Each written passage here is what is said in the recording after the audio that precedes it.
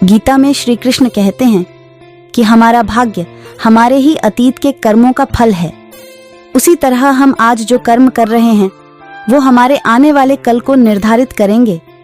इसलिए हमें हमेशा अपने कर्म अच्छे रखने चाहिए ताकि हमें इसका फल भी अच्छा ही मिले। गीता में श्री कृष्ण कहते हैं, उनके वफादार हमेशा रहिए जिन्होंने आपके बुरे समय में आपका साथ दिया।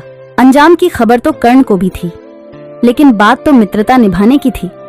श्री कृष्ण कहते हैं, शांति, सौम्यता, मौन, आत्मसंयम और पवित्रता, ये पांचों चीजें मन को अनुशासित करती हैं।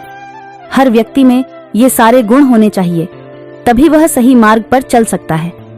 गीता में कहा गया है कि आप किसी का भाग्य नहीं बदल सकते, लेकिन अच्छी प्रेरणा देकर उसका मार्गदर्शन तो कर ही सकते हैं।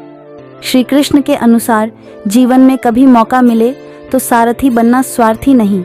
अहंकार मनुष्य से वह सब करवाता है जो अंत में उसी के विनाश का कारण बनता है। इसलिए मनुष्य को जितनी जल्दी हो सके अपना अहंकार त्याग देना चाहिए।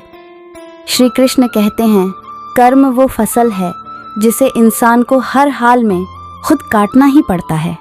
इसलिए हमेशा अच्छे बीज बोए ताकि फसल अच्छी हो। गीता के अनुसार हर इंसान में कुछ ना कुछ प्रतिभा होती है, लेकिन अक्सर इसे लोग दूसरों के जैसा बनने में नष्ट कर देते हैं। जो लोग कर्म नहीं करते हैं, अपने कर्तव्य से भागते हैं, वे कायर होते हैं। कर्म न करना भी एक कर्म ही है।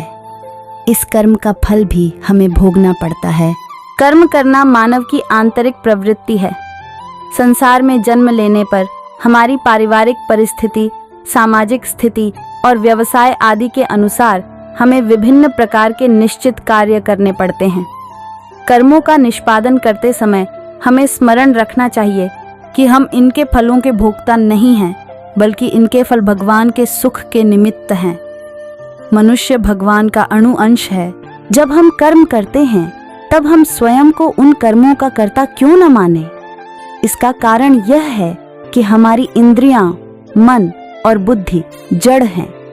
जब भगवान इन्हें शक्ति प्रदान करते हैं और इन्हें हमारे संज्ञान पर छोड़ देते हैं, जिसके फलस्वरूप भगवान से प्राप्त शक्ति की सहायता से हम कर्म करने में समर्थ होते हैं।